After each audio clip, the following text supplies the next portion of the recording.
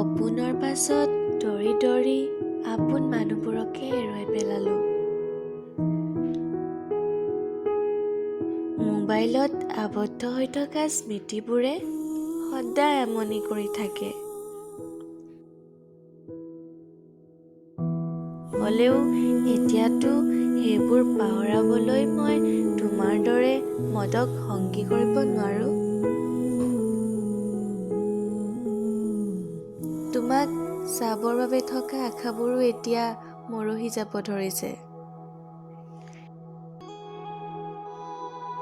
এতিয়া আৰু সাহস নহ'ব মোৰ প্ৰেম কৰিবলৈ।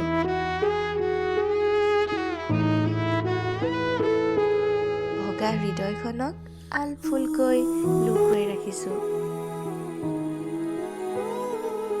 সকলো আঁতৰি থাকিবা মোৰ পৰা। মই পাগলৰ দৰে হৈ পৰিছো।